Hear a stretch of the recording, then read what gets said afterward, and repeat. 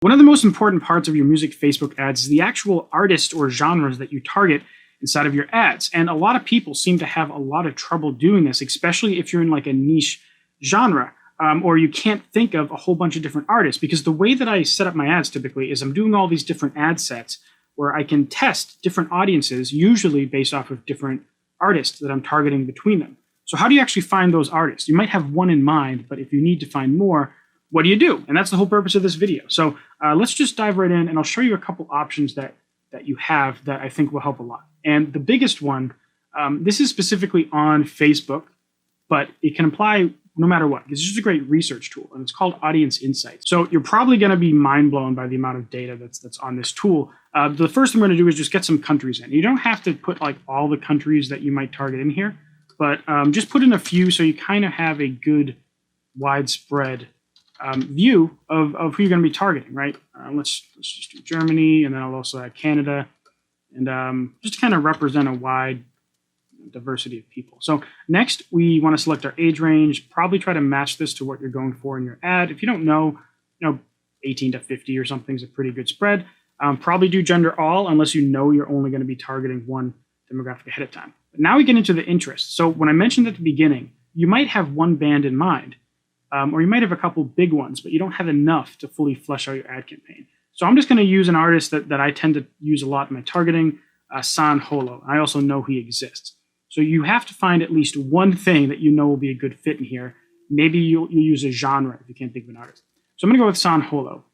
And the first thing that we notice is that all of this data changes. So right off the bat, we have a lot of information. We can tell that San Holo fans in general tend to be more likely to have some college degree, or they're in college.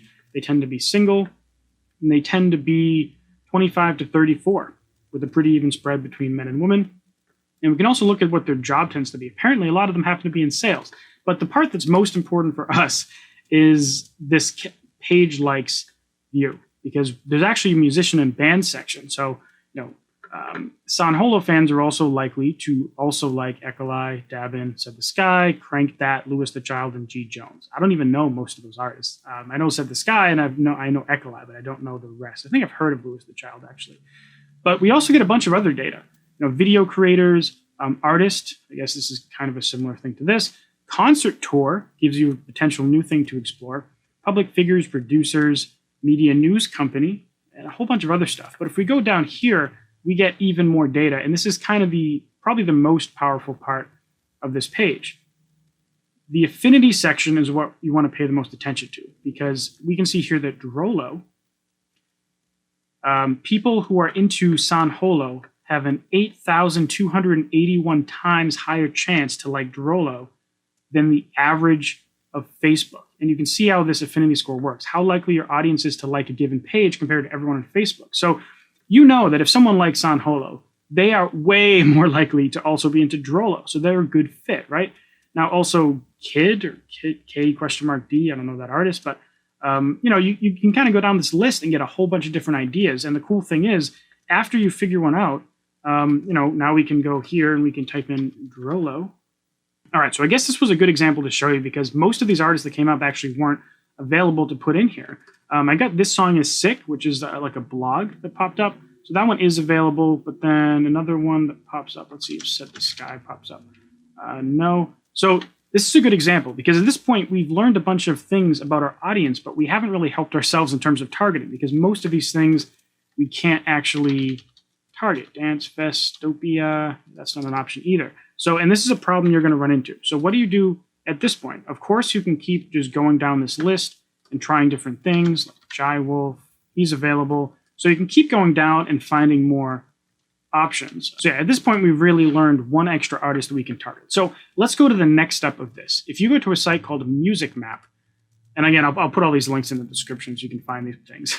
But if you go to Music Map, you can type in an artist, and it'll give you this kind of web of related artists. And so San Holo's here.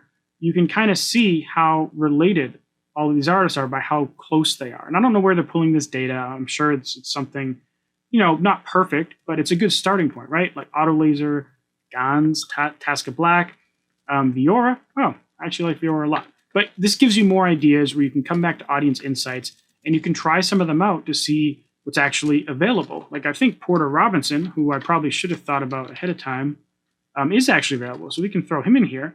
Let's get rid of San Holo. And now let's see what comes up for Porter Robinson.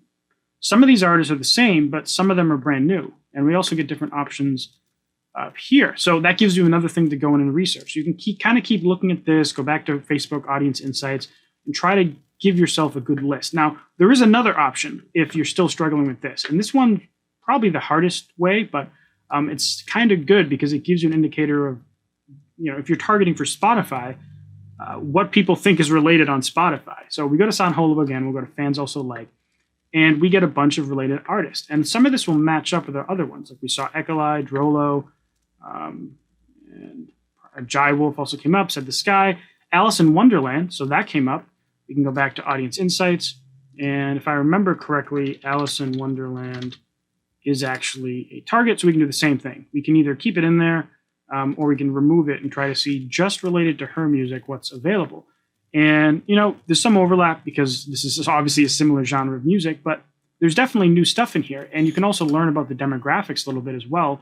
For some reason, Alice in Wonderland music is even more male-leaning, but still the same age range.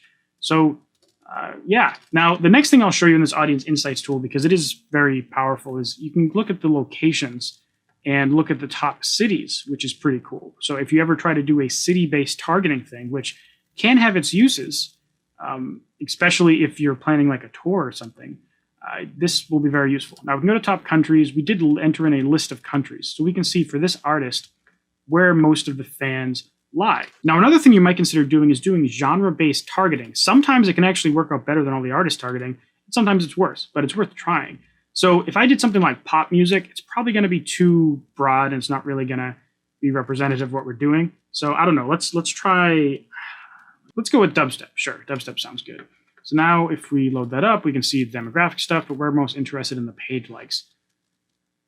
Once that loads, we'll get some artists, hopefully. We get musician band, Bass Nectar, Zed Dead, Elenium. He's actually not an option, I know that for sure. Flux Pavilion is an option. So we get all these different things that we can go and explore, and it's going to, you have to figure out a couple things ahead of time, but you don't have to figure out a bunch. If you can figure out like 2 or 3 things that you can target, you can kind of go through this loop of learning, getting one thing and turning it into 5 things. Get another one of those things, turn it into 5 things. Because you really want to end up with like a nice pool of, let's say, 10 different options so that when you go to make your ads, you're not going to run out of ideas, right? So of course, this isn't the only way. You could also just like Google an artist and see what other artists pop up. You could look at blogs and see if there's any relations on there. See if they talk to each other on social media even. Some artists will like follow each other and interact.